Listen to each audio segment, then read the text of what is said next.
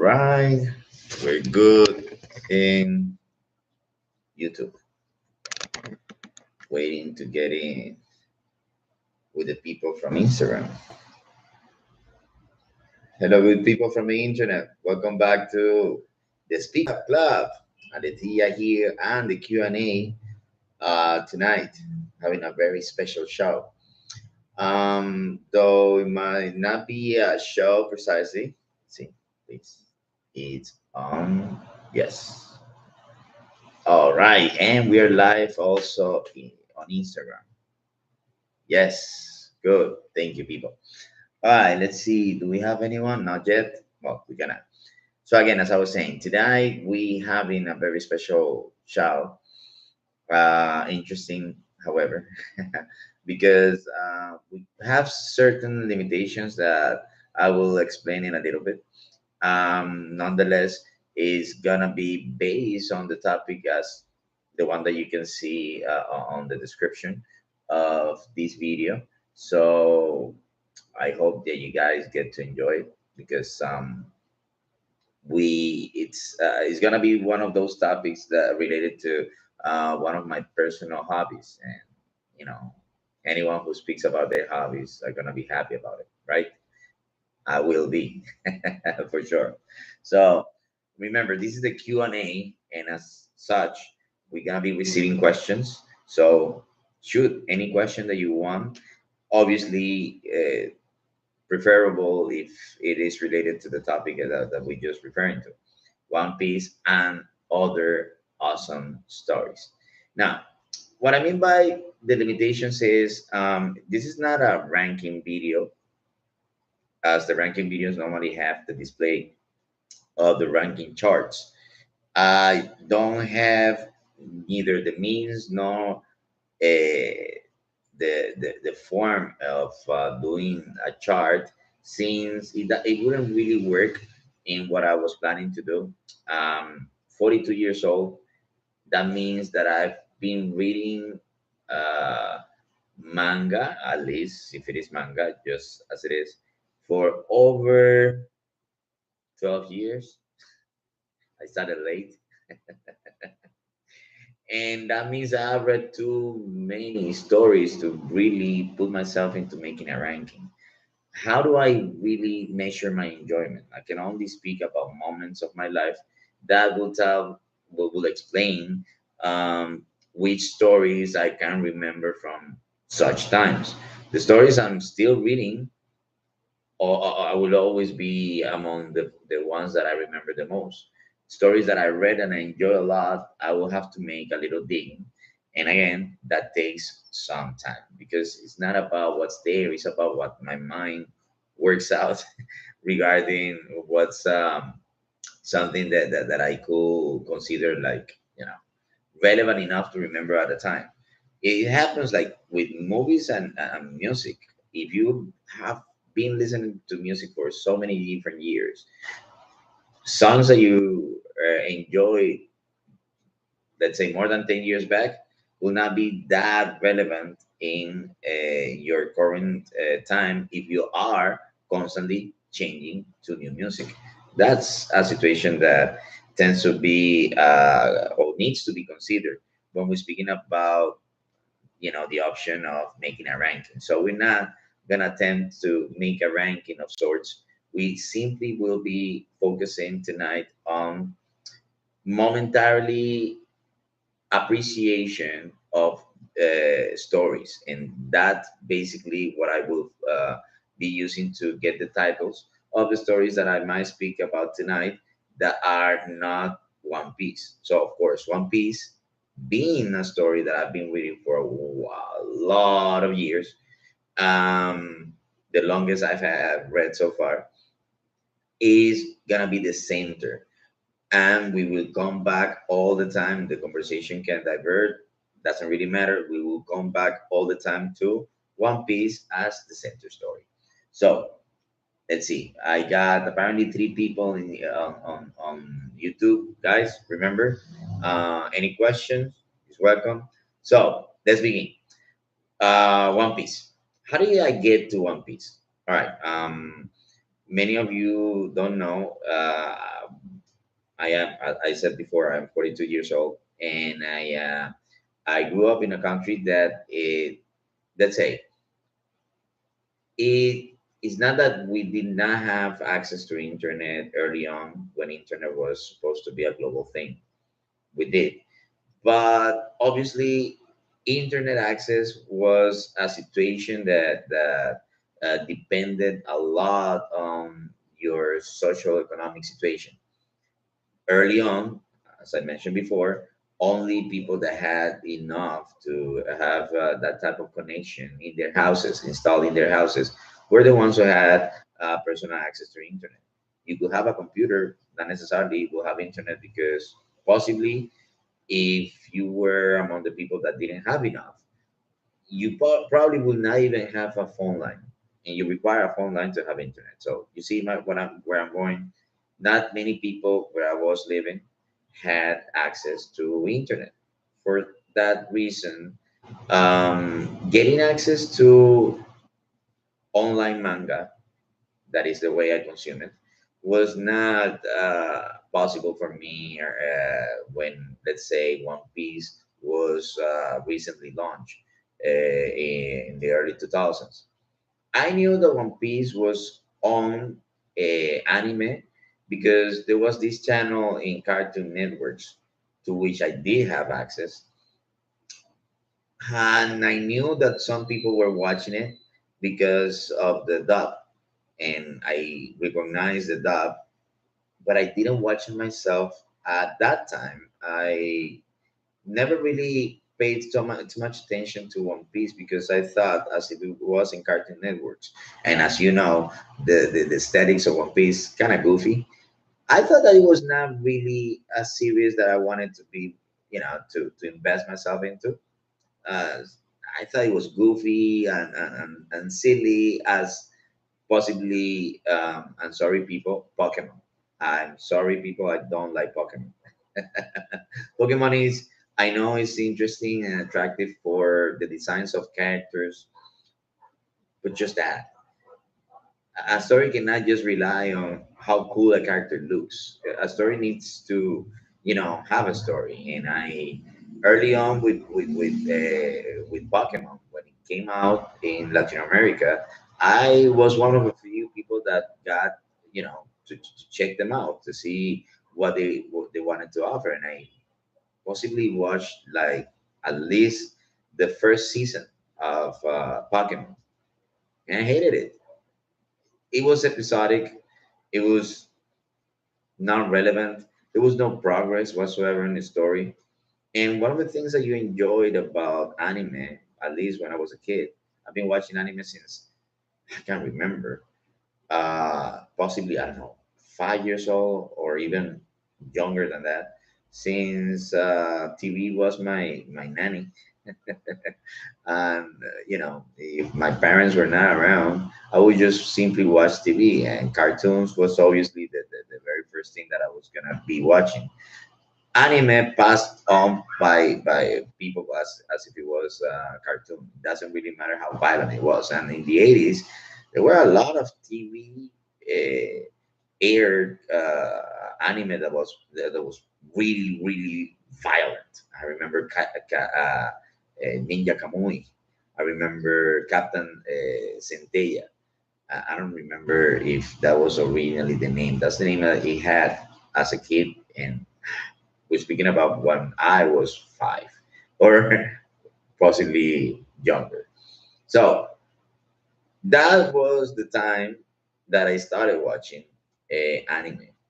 And of course, manga is a source of anime. And when I saw that there was One Piece aired on Cartoon Networks, I thought that it was more or less the same style that Pokemon was. So I thought, I'm not interested in checking something like that. I was in the 2000s. I was caught on with stuff that offer a little bit more than just simply the good moves and an animation of great fights. I wanted to see something deeper than that because I thought, and I still think, that With manga, anime, uh, later on Manwa and Manwha and webtoon. With all that, you have such a great opportunity to find deep lore and philosophic content with fantasy all combined, the full package. And I love that. Always love fantasy of any kind. Always love sci-fi, and of course, always loved anything that had any philosophical content, no matter what type of philosophy. Just simply love watching how people, figure out to pass on deep thoughts on images. That always caught my attention about any type of media that was passed on through images. So I, at that time, the 2000s, I I guess I was on the last. If it was late 2000s, I was on my last years of university. Not the first manga, the manga that is only just one story. You know that the animated version has the two forms, the Brotherhood and the original one. The original one was not exactly how the manga went on. A little convoluted, but that's how it was aired in that time. So it was Full Metal Alchemist, obviously Ghost in the Shell. Come on, when we're speaking about great stories, obviously there was one story that's it was so deep and so great. No A in. I remember that was the name of it. Really sorry for the people that are online and they're not seeing the names of the stories that I'm mentioning. I will simply just mention them like this because, as you know, typing them will make the whole process of me thinking about what to say very complicated. So please bear with me. So going back on this, knowing story that had so many different layers. It was sci-fi. It was also shonen ai romance. It was uh, futuristic, apocalyptic world with a regular past that was completely seamless. The life of some kids apparently had the impact to whatever happened in the future, and one of these characters was coming in the past to, do stuff. Raul, hello. Remember the Q&A. So, we that was knowing that was one of the stories that I loved back then. There was one story that they later played in now in Netflix that you guys can find. The name of the story is um, oh, it just skipped my mind. I will come back in a bit, but it's one of the best stories I've seen in terms of how they handle sci-fi philosophy. Pretty much Matrix um, details in aesthetics. Ergo proxy. That's the story. And those were the stories that I loved back then. Of course, Neo Genesis Evangelion, Shigurashi Noemi, I think that's the name of the other stories. Uh, so many that they were so great. However, I did not know back then that they were episodic stories. I only watched them in anime.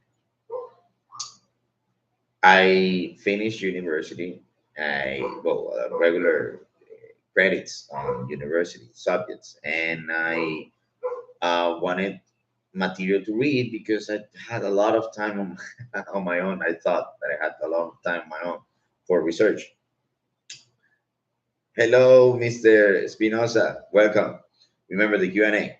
So at that time, I needed to find something to read that could help me.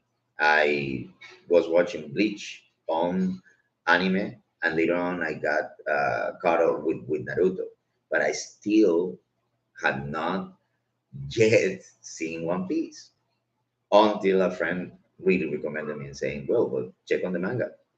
And that's what I did. I checked on the manga first. Then I went straight to the anime. I remember I used to buy the anime on DVDs in a flea market near my university.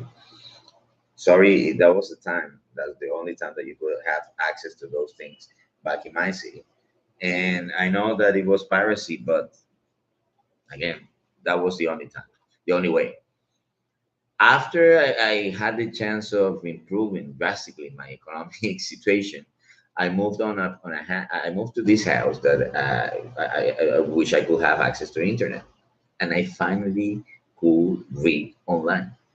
Imagine, years and years and years have already passed, but it was probably up to my 29, 28 or 29 birthday that I managed to get access to internet in my own room.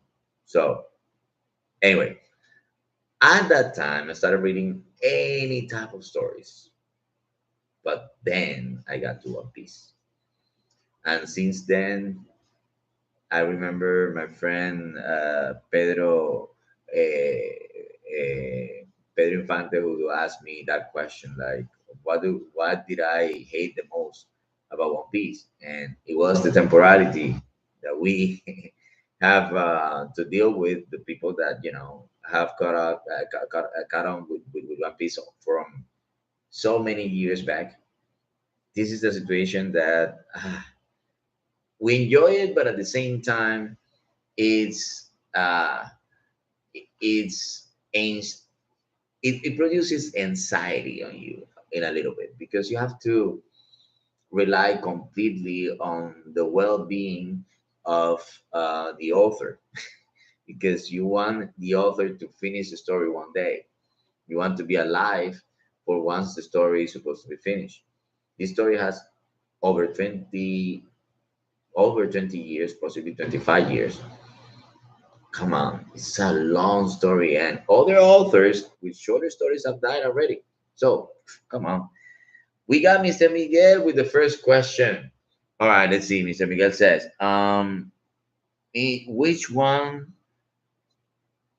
which one do you think is the best? One Piece arc, and why is the whole King Island? Well, you're really giving me the answer with the question. I got some questions for you as well, Mr. Pedro. Hello. What's your favorite mystery yet to solve? And also, is in One Piece the mystery? What's your favorite character backstory? Yeah, that's definitely One Piece. Okay, well, let me try to answer the two questions at the same time. Okay, best arc. In terms of enjoyment, it's difficult to really say that you have everything related to an arc, and that an arc can give you everything that you can actually get. There's some arcs that the comedy is awesome. There are other arcs in which the drama is awesome.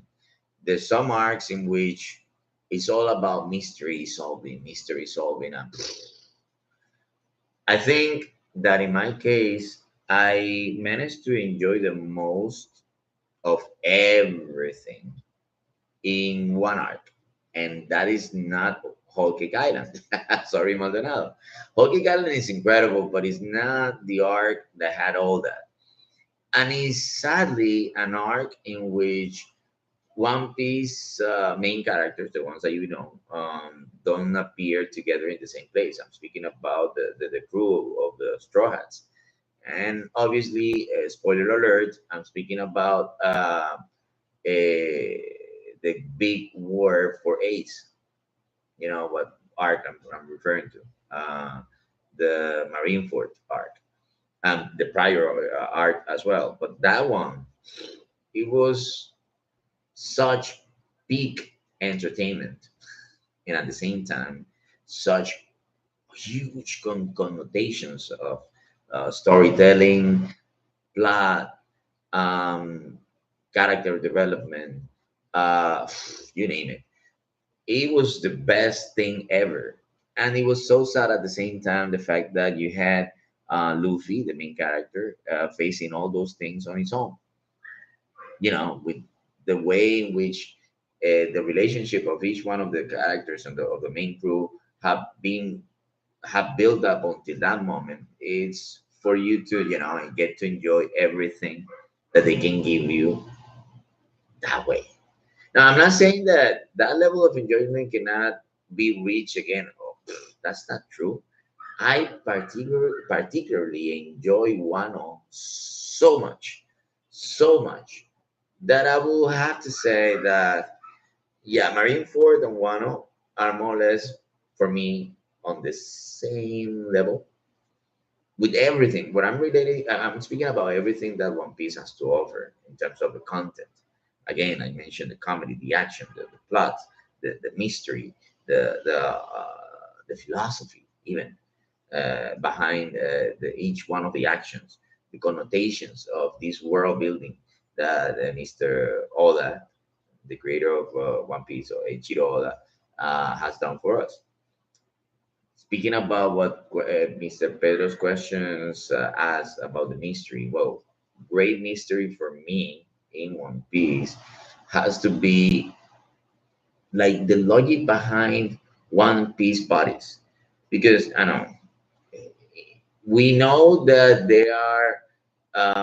there is a special treatment to the main character.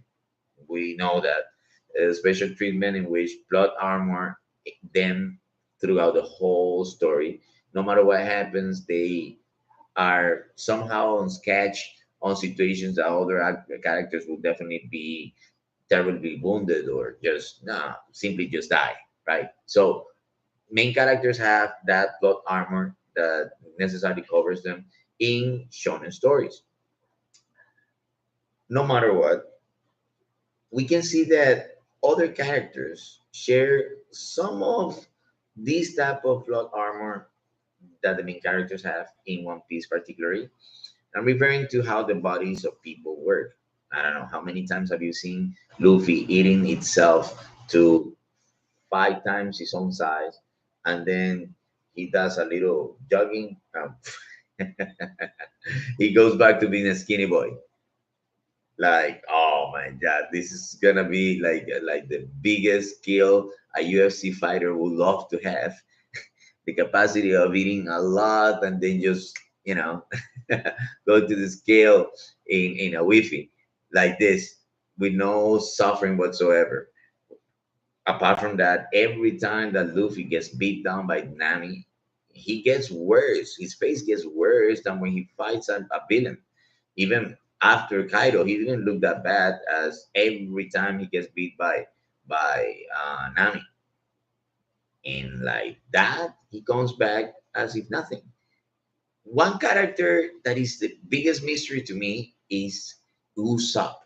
Usopp must have the toughest body in the world. How many times have I seen Usopp's nose being broken with bats, with rocks, with cannons, with a lot of different things? And that guy, he still has a nose that looks, sort of straight.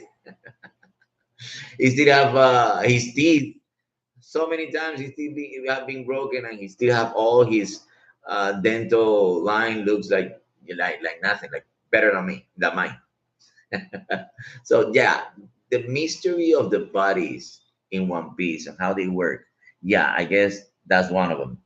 And backstory, favorite backstory of all the main characters, or sorry, let's say of all characters in reality from One Piece. I say that hope possibly in terms of how dramatic and how much it added to the story and it changed throughout the way with every little piece he had is possibly the backstory of Sanji. Although Sanji is not my favorite character, but Sanji's main backstory is so big. A lot of people actually say that the best backstory is Robin's backstory because how emotional it is. But every backstory is emotional. Nami's backstory is emotional. With the whole situation, with the whole relationship between her sister and her stepmom, and how they were enslaved. I mean, come on, that's heavy. You got to the backstory of Frankie, the relationship with him and Tom. That's serious matter, political situation. Awesome, awesome. You really get to enjoy that. And the situation with, let's say, the backstory of Chopper and the doctor. I was touched deeply when I read about it, and I still can say that I enjoy many of them. Mr. Moreira, hello, sir. Welcome. If you have a question, please shoot. So, in terms of backstories, I guess that is the backstory that has the most layers of the main character to me, honestly, is Sanji's backstory. And the one I relate the most is, of course, Luffy's backstory, because it's Luffy's backstory is so crazy. That one, the situation that happened over there. Of course, man. Shoot, what's your question? Let me read the other question that I got here in YouTube. Enforcer, I don't know what to say. Mister, hello. Although I haven't really caught up to watching One Piece. I just finished the Little Garden. Okay, you. I'm spoiling you badly, man. Sorry. I wanted to ask you, who is your favorite character? Well, of course, apart from Luffy.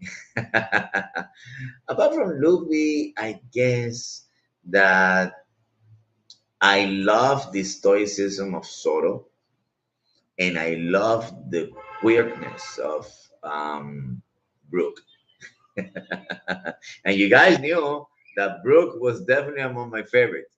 So yeah, I guess I'm that way. I'm Luffy, Soto, Brooke. That's me. Weird, right? That I chose Brooke. Anyway, your question: why are you so bright? I'm not bright at all. I just have a great lamp. No, I don't have a great lamp. Actually, this is a BS bright lamp. I need to get a better lamp. But I know what you mean. Thank you though. I'm not. I just I'm old. Experience sometimes it's a cheat when it comes to conversations. It's just a cheat. If I get to speak about One Piece. Speak about the things that I get to know from so many different years of having read, watched, spoken with, to, and about, and if it is just that is a hobby, imagine with everything, everything that we get exposed to. The older you are, yeah, people can call you that way. Now, of course, there's some people that don't seem to show much change because they possibly don't say it. I guess they don't. And other people are vocal. I guess I'm glad to be or have been um, sort of somewhat eloquent person when it comes to speaking. And that always put me in that situation. Like, for instance, today, man, Andres, honestly, I it made me cry. I cried twice today. Once when I watched the show that Ecuador kids did, like almost defeating Holland today, and two, after I listened to the interview that they did to Alfaro about what he has done with the team. It was so great. But like, having heard him, the way he spoke, his eloquency is just touching. That that someone that has passed through possibly some of the things that you have passed through is capable of expressing themselves in that way. I am touched by the capacity that some people have of being capable of expressing themselves, and I'm so self-critical.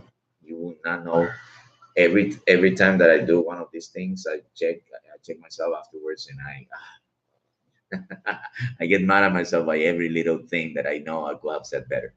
Um, But yeah, I guess maybe that sensation of not being totally convinced that I'm doing all right, and always, trying to double guess myself, checking myself again, double check, three-time check. Maybe that has actually made me look smarter, but I don't think I am. Anyway, thank you for your words. Let's see. I got Miguel. Oh, did I finish about the character thing that my main character said? Yeah, I did. I did answer the question. All right, Miguel. Miguel says, Soul King, best character, definitely, and with so much potential. I wish it was used more. To be honest, Soul King in a fight, in a real fight, in which you're gonna have to deal with possibly spirits, key, for instance. I mean, if soul key can be applied to, sorry, if key could be applied to soul king's power, I imagine that thing, and I believe that I will be entering into theory territory of One Piece, and I don't want to, because there's a lot of people that are really way better than me speak about theory. If you want to, there are YouTubers like the ones that I follow. I mean, you have the King of Lightning, you have Roger Space, you have um, uh, Joy Boy. On the top of my head, there are many others that are really good, but those are people that you can easily, with your eyes closed, go and check them and see anything they can offer in terms of theories. Of course, there are a lot more, many more. There are some new guys that are awesome. Among them, you have Paramotion. I think that's the name of the guy. I don't remember. Sorry, guy, if I butchered your YouTube name. Um, I watch them all the time. I watch them all the time, and I think they do a great job. And I would not really like to be, trying to compete with what they do. This is one thing of that we can chat later on if you actually have any other question regarding it. But in reality, I don't want to, get onto the deep theories. But again, that potential power that Soul King has combined with hacking, it's just great. Let's see. I got another question from Miguel. Okay, all the protagonists' dreams, which one do you think would be the most difficult to achieve? Well, they just revealed, spoiler alert, part of. Well, no, no, not part. Actually, they didn't reveal anything about Luffy's dream. They only made the reaction to Luffy's dream being told to the crew. And according to them, according to their reaction, it was a crazy dream to achieve. Now, let's speak about dreams. All right, we got Nami's dream, which is the world map. That's not necessarily impossible. If you manage to reach Laftel, in order to reach Laftel, you should have actually been capable of passing through each one of the different lines.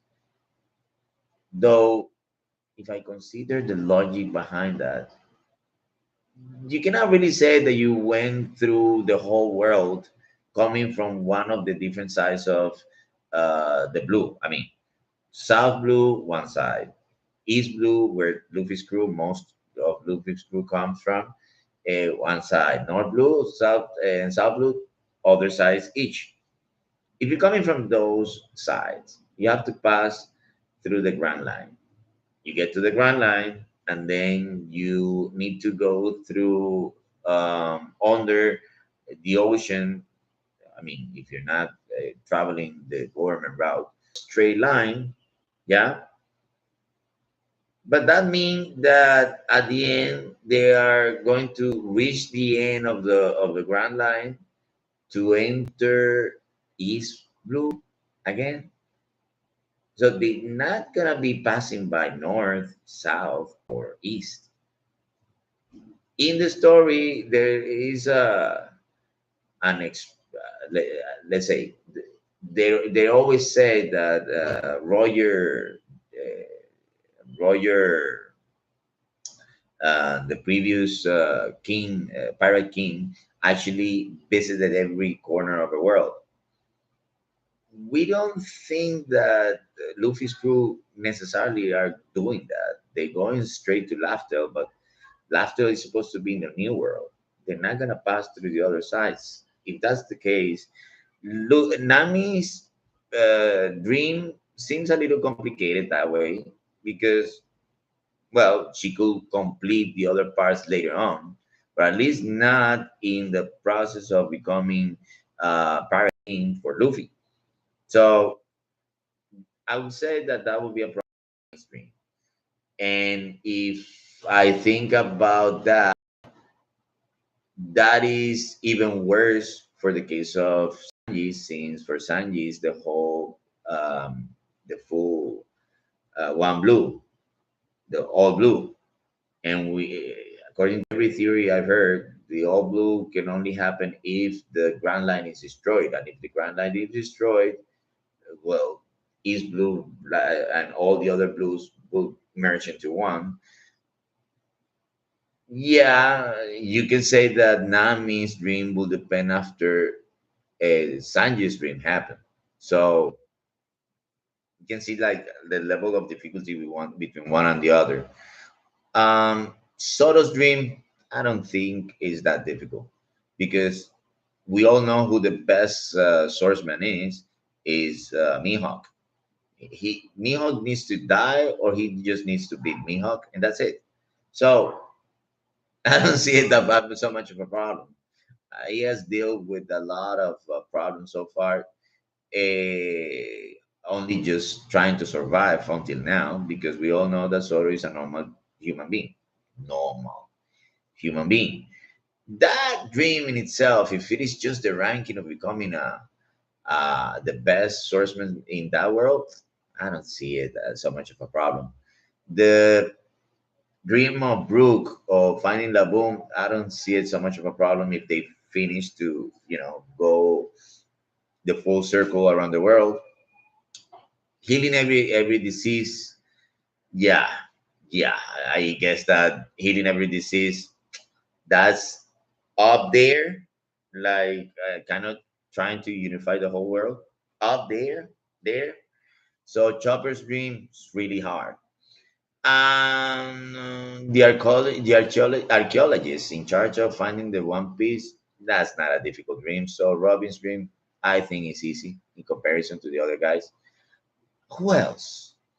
Who else dream I'm actually thinking? The ship to go around the world for Frankie. Not difficult because they're gonna use. They're actually hyping a lot. Sunny, Sunny's gonna go through some changes. Gonna muscle up. And what else? What else? What else?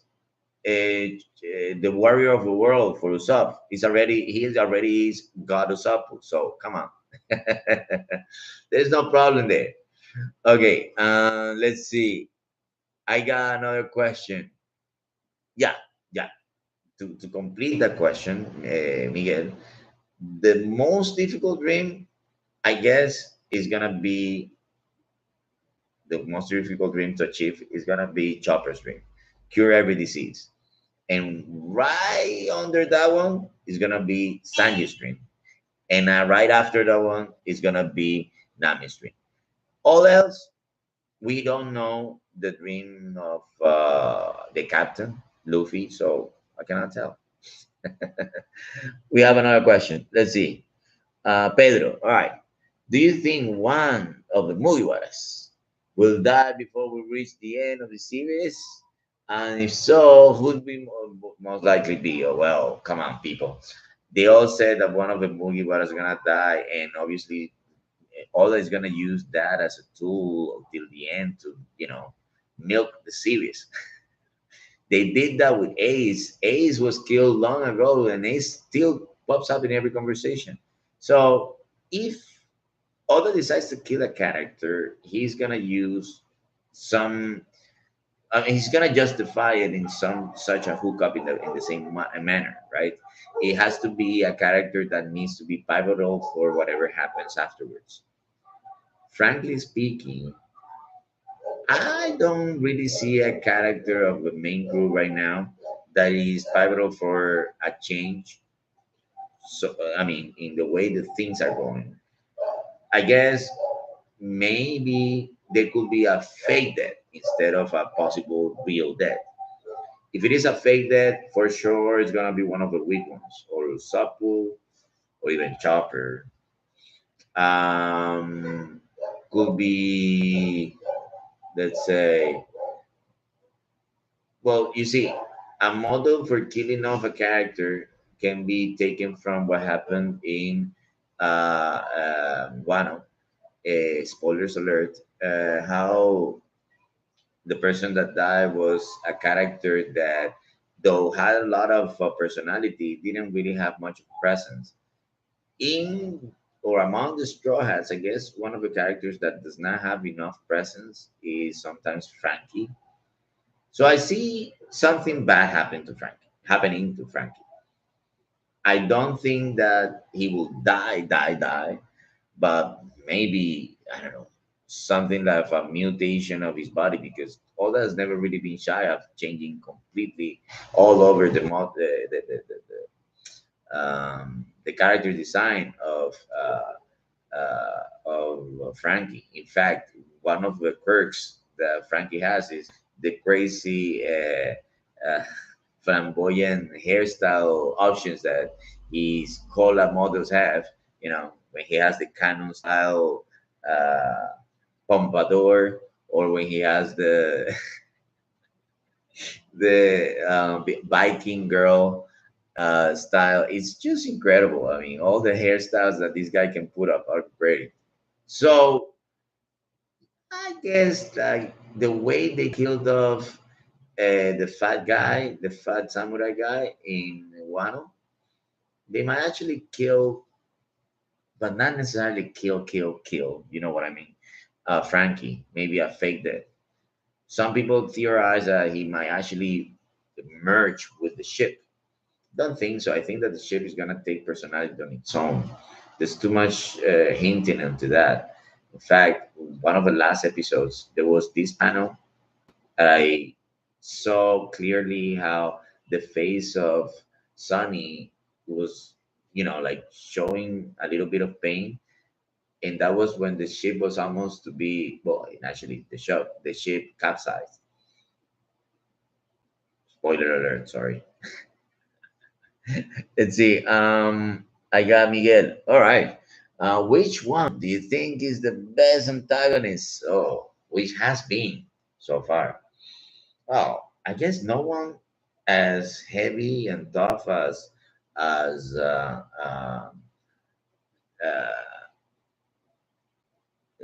Kaido. You can actually tell that is one of the toughest antagonists there, but not so much as a hateful one. One type of antagonist that makes that you as the audience crave for the protagonist to defeat no matter what, and actually to humiliate, is those ones that are spiteful. I guess the top in spitefulness in all One Piece, that title belongs to Doflamingo, because what he represented, understanding that in One Piece, Luffy hates the whole existence of the Tenryubito. Actually, this is one of the best connections that we have to the world today. Well, I've always said that, and I have confessed that to you all guys, that if I ever had kids, I will use One Piece to teach them values, because I think that it's the best story to do so for a kid, and it grows with the kid. The story, the whole 25 years of the story, I've grown up with any kid I could consider actually teaching. And one of the things that I love about the story is how it symbolizes reality, how reality works. Today, in our world, we have royals. It's weird, but we have royals. Not just in England, we have royals in many different countries.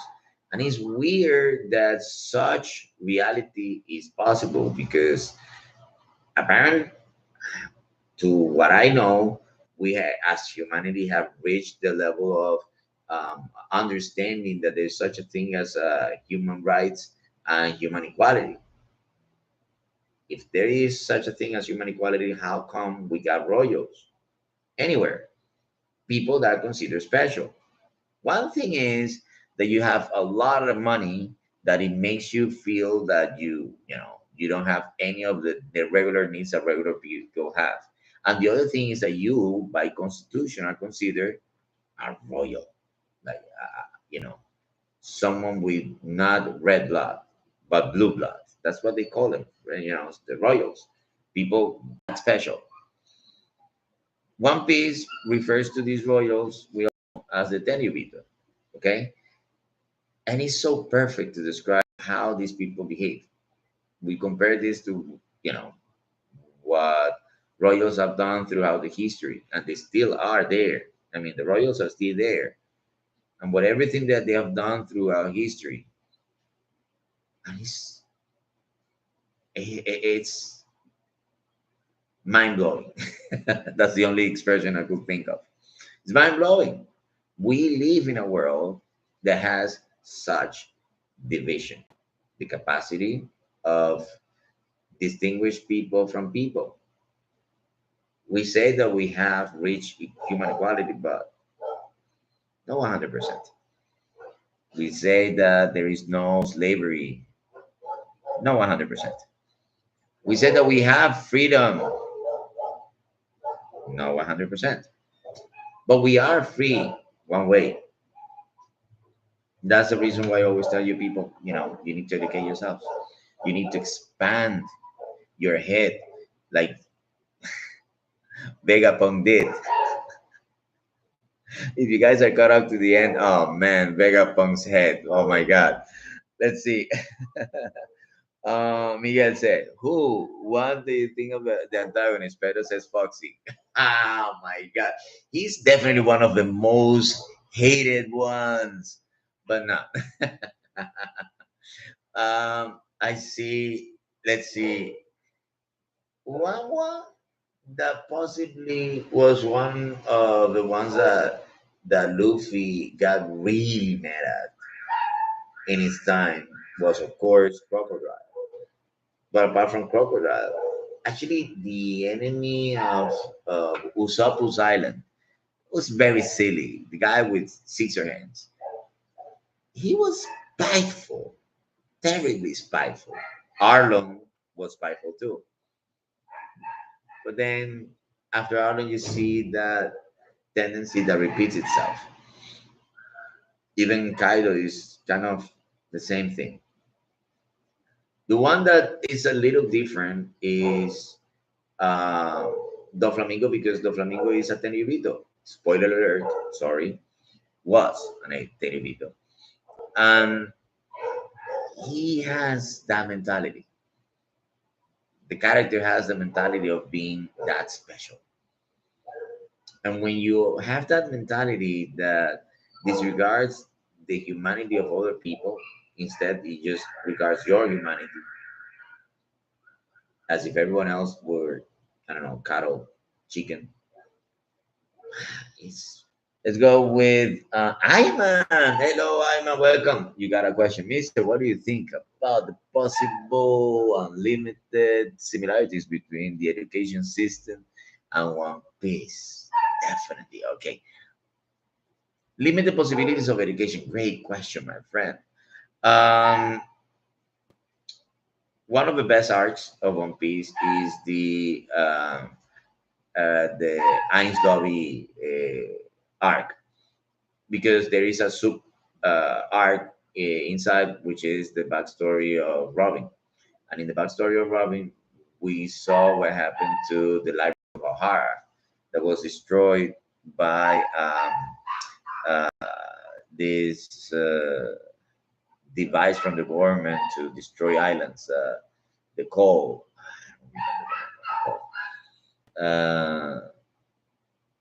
Anyway, the call. Let's call it the call.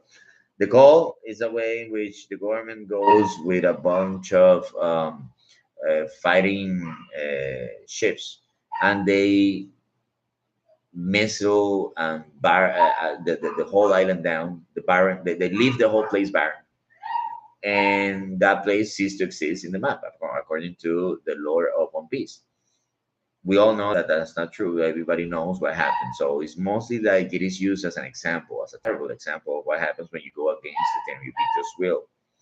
So this place was the place where all the knowledge of the world was supposedly being regarded in this island, this place.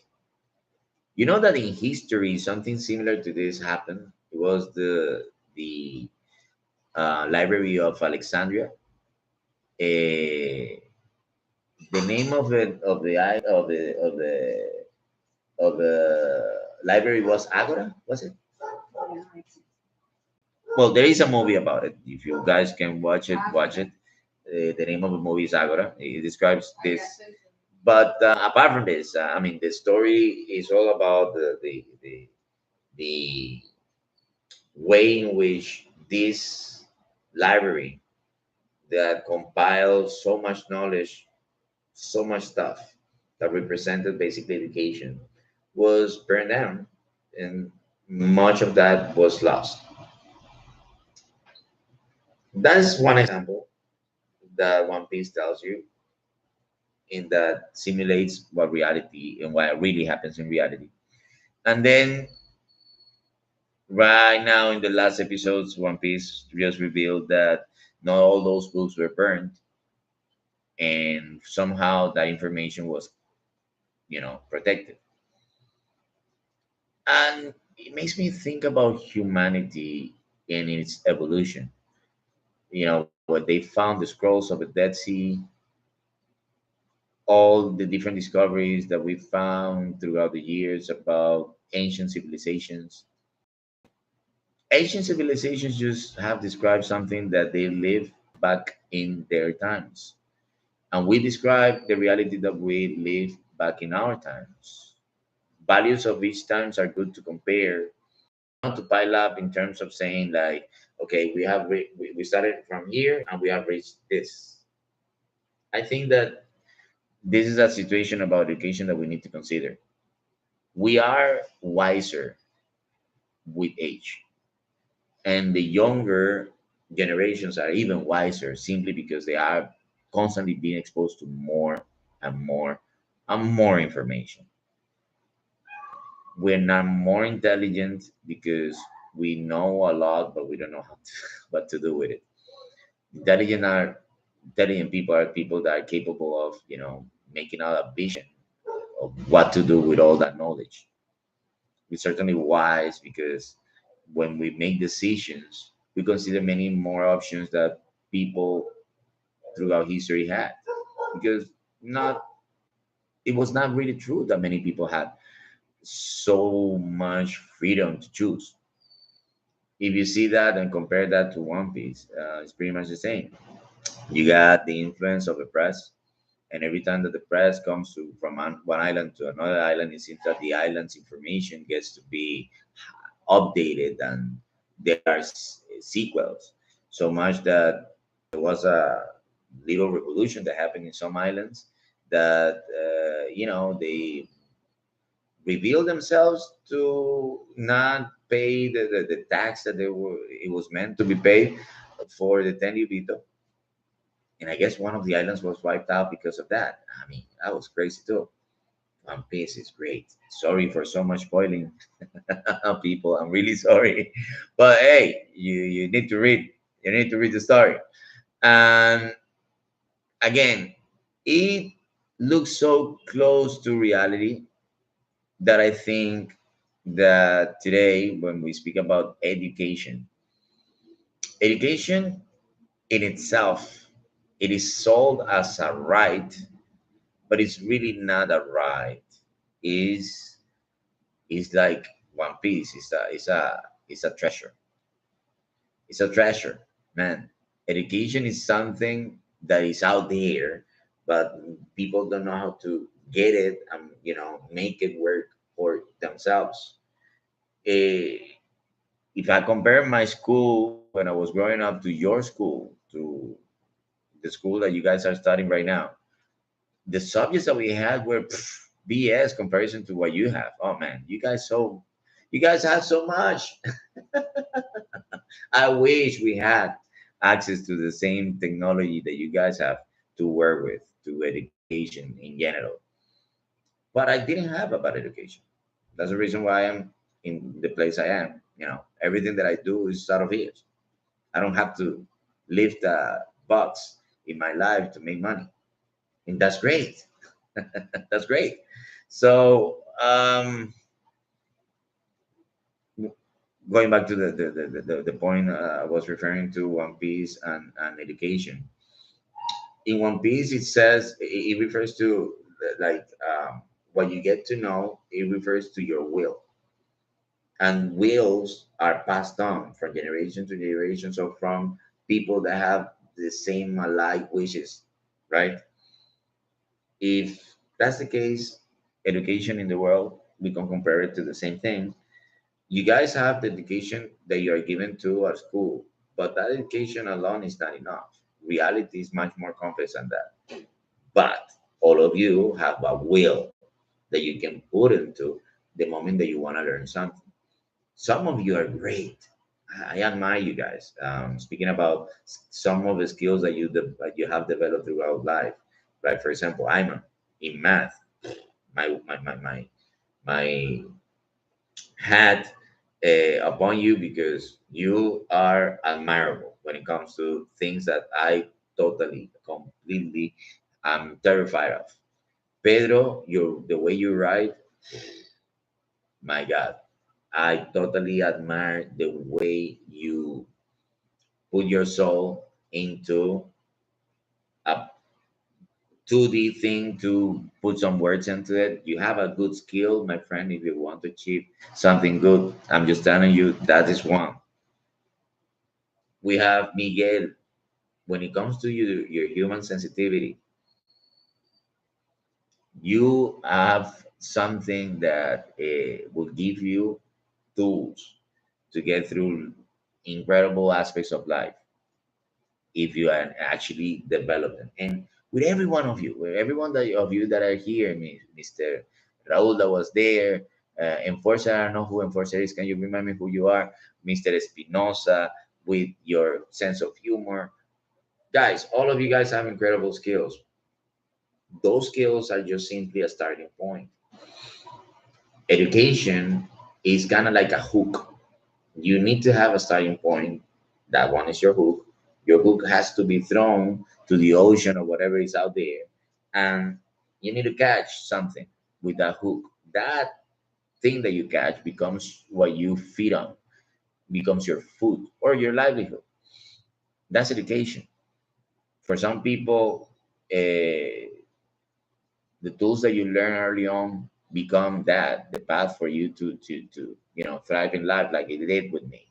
It happened with me acquiring a language. For other people, it's just things that they learn throughout lives. They even learn many other different forms. I suggest you explore all the ways. If you're good in many different things, do all of them. Don't neglect any. The best thing. And One Piece is just like that. It refers to the idea of will in so many different ways. Haki, the power system that the One Piece establishes, literally means will. Literally.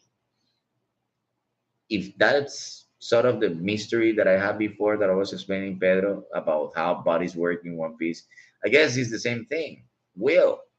It's all about how much you will things. And when you say will, it's not the same as desire. Desire can be just simply passive, but will requires action. Will is not just thinking about what I want. No, will means I will put my effort, thoughts, and emotions onto getting what is that I want. Important. I got another question here. Um, the Buster Call. Yes, that was the call. Buster Call. Oh, I got confused with it because I watched recently Eins Lobby again dub in Spanish, and they call it exactly the same, but in Spanglish. Ah man, I blocked that name in my head. It's also awful when you use. It's better that you translate the term that you use it in Spanglish because it's bad English. The booster call. It was terrible. Anyway, we got Diego, another guy that has incredible sensitivity in this group, and I've always told you guys about this. Diego, you have a quirk form of viewing the world. Actually, your sister too. Super surprised with the potentiality of your sister too. In that sense, tell her that on my side. Okay. I said that it was One Piece and other stories, but I haven't mentioned any story apart from the beginning references that I made. Today I'm reading a lot of interesting stories. I will name a few just to recommend you guys things that you can become interested in, depending you know what you find pleasurable. Because at the very end, the reading experience it becomes better if obviously you find it pleasurable. If you find something that way, you can read for hours. That's what happens to me if I have the free time. If I had the time that you guys have, oh, I would be so happy by reading because there's so many different cool stories out there. You just need to have little patience to find. All right, one of the coolest stories that I found lately on the funny side, I presented that to another group of students I got. The name of the story is Mooring Login. Mooring Login. Login as when you log in your computer or log in your um, Instagram account, etc. And Mooring as the ancient uh, martial arts society from Korea called the Mooring. Mooring, it's a romanized word. It can be written like Morin or Murin, whichever. It could even be different than that. But the point is that the name of the story was Maureen Logging. It's one of the funniest stories I've read. I've been cracking myself up reading this story like crazy. My wife have seen me and said, "What are you doing? Why are you laughing that way?" And it's just me reading.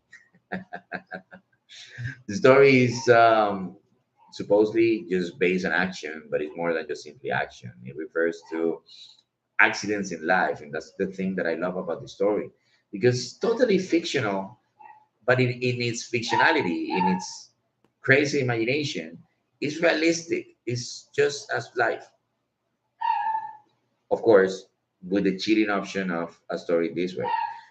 There is a tendency today in many stories coming all the way from One Punch Man, in which the main character somehow end up being overpowered, which is not exactly the same in the past. In the past, every overpowered situation of a character require a lot and many different limited situations. Today, not so much because the plot is not so focusing on the acquisition of a power in itself, but on the universe where these people develop is given for granted that they will beat whomever is in front of them, but the universe themselves is what makes it interesting. Like, what is the role that this character has in this particular universe? So, in this story, there is no that, at least not even at the beginning. There's just the potential that is always inherent there. There is no overpowering situation. In fact, there is a lot of dread, but it makes it really funny with time.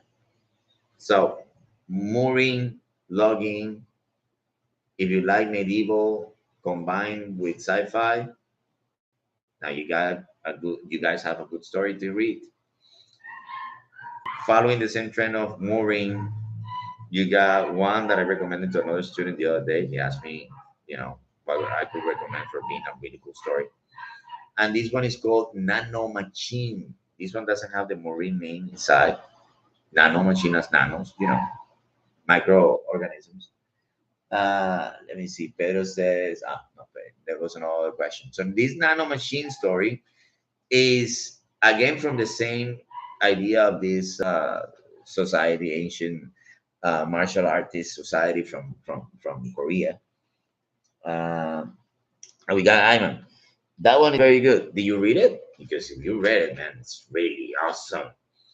Anyway, the one that I was saying from Korea, a Nano Machine, is about one character, a historical character from the demonic cult, which was one of the different sects of these groups that I mentioned. These people, the Marine, they were like the X-Men, people that look more like aliens or mutants, people that were not regular humans. Although physically they it's not that they were born like this, it's just that they trained with special methods that made them surpass the limitations of humans. And because of that, they were really bellicose among themselves. They had to establish some sort of ranking or position in that type of society, and there were a lot of different fights. There were two opposite sides of the same coin, that was the orthodox and then the unorthodox. And among them you have the demonic cult. The demonic cult, you will, if you read any story that mentions anything about the Marine, they will always be the demonic cult. There will always be a place called Manwha. There will always be the Shanxi, because all of these stories are connected. Crazy, but it's true. When I was a kid, there were many Chinese movies coming out of the theater of Hong Kong. I think that's where they mainly filmed, in which they describe that they describe the same things. All warriors that flew, and you know, they blasted with their hands, energy, power, and whatever. It was incredible, and we know that this again is tradition, and these people have quite a lot of interesting tradition. How it was, this became to be like the inspiration for so many different artists, I don't know how. Guess might be because people get bored of speaking about superheroes all the time, and they need to speak about superpowers in a different form. So this one, Nano Machine, is weird because they made an introduction to this world, but from the sci-fi disposition, in which one, the main character, they offer him the cheating. You call that the cheating buff. The cheating buff or rebuff. He obtains it with a machine, a nano machine that basically assists him throughout his training, allows him to acquire the best martial arts, acquires him to heal his body. It's like Deus ex machina sort of thing that he has within himself, and that obviously is what makes him overpowered. But of course, it's not so simple to navigate with such power, because we're speaking about medieval time, and this kid who received the power has a medieval mind. So that's basically the struggle that you're gonna watch. It's awesome. That story is incredible. Another from Maureen. This one is called Maureen RPG Simulation. RPG like the video games. This one is not as long as the other two that I mentioned before. The other two have over 100 chapters each. This one, on the other hand, is only 55 or 57 chapters. I don't remember exactly. And it's all about, as I said, it is said, RPGs. If you have played RPGs, great games about how one character, how you become a character in a story, and you just follow a plot, but you can take decisions that would make the plot move one way or the other. Now, this suddenly happened to the main character, but he doesn't know why because he was living the regular life a regular person from Murin lived, and he gets killed, and suddenly the screen appears, and he's living the RPG option. He has the option to get more lives, but he's totally, completely unaware of how the world works. You, as the audience, actually know a lot more because you have played RPGs and you know when he's about to mess up or not. But he doesn't know. That's awesome. It's actually a great experience because the story puts you on edge throughout the whole time you're reading. You're nervous. You know that this person he actually gets killed many different times, but as a game, he gets to acquire different lives, and that's what saves him. But is really thrilling. It's a great story, so strongly recommended for you guys to check it out. RPG Morin. Let me see. I got another question here. Um, Pedro, Mister, I think the question from Iman got lost within the rest of the comments. Mister, why did you put us to read the Promised Neverland in a grade? Okay, thank you for that question. I'm sorry, I didn't see that question. Sorry. Today it was great that you guys made a lot of different comments, so much that I actually lost that one. Why did I make you read The Promised Neverland? Because The Promised Neverland was a promised, awesome story. I did not know that at the end the author was gonna end up falling into such compromise. Um, I actually dropped it exactly like 10 episodes, no, sorry, 10 chapters in the manga to the end when they were already done with the war. But then I realized that the secret agreement that I forget the name of a girl, I forget the name of a girl. She got a special agreement with this being that was like God that actually divided the two worlds. And the agreement was some sort of BS. From that moment on, I dropped it. I said, like, what? No, come on. It kind of had the same impact it had to me with Attack on Titan, the manga, because yeah, they needed to finish the story, but somehow the end of the story doesn't really connect with the first projection of the story. What was the story at the beginning supposed to be? I read from Attack on Titan the pilot, and the pilot was also tragic, but not like this. Not such roundabout silliness as this story ended up being, because it ends up in a roundabout silliness conclusion. The Promised Neverland, it drops in quality so bad that now looking back, I'm so ashamed.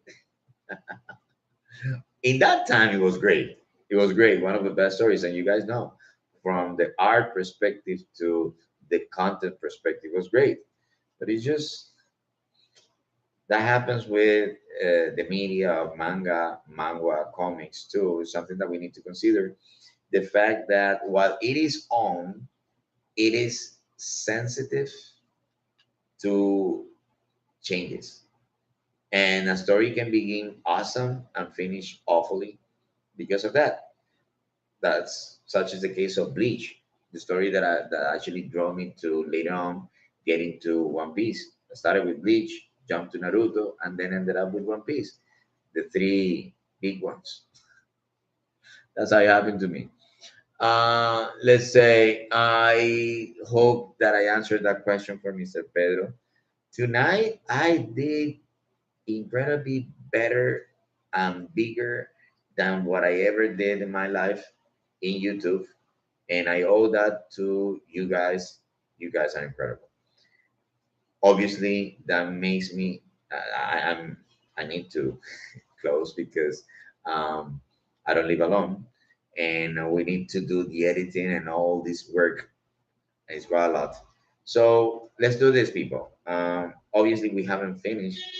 I haven't really spoken about many of the other different stories that I was mentioning. I only mentioned three that were marine logging, nanomachine, and marine RPG simulation. I only mentioned those three. There are many, many, many, many more. Let's do this. The next uh, Q&A, we're gonna dedicate it not so much to One Piece, but more to the stories. And then we're gonna make another one of based on old stories, stories that were before them out too, if they are finished, especially the ones that are done. Okay, there are some that aren't done, and I would not really like to recommend you something that's gonna make you feel cheated because at the end it is inconclusive. But I have so many different stories too, so that's basically what it is. People, you guys are incredible. Thank you for being with me until this time. That you actually gave me the energy to keep going right until now. You guys make me make a better effort every time. And I'm gonna try to make it up to you guys at heighten the quality of whatever it is that we present here. Okay. So remember the Q&A, we have it every other week. So mm, not the next week, but the let me see, sorry, the week of the 9th of December, December 9th. So thank you people for attending tonight, and I hope I get to see you soon. Bye bye. Good luck. Oh, I got a question just before I get to close here. The question, oh no, the question is the bye bye. Bye bye, people. Bye bye. Enjoy your weekend. And Ecuador, yeah. For all the others, I'm supporting Ecuador this year. I'm sorry. I'm sorry if you guys wanted me to support any other country. As you know, my country didn't make it. I had to support the country that made it, and that's Ecuador. Ecuador, great team. All right, people. Bye bye. Good luck. So I'm closing here in Instagram. Yes. Bye bye for the people of YouTube. And here, yes.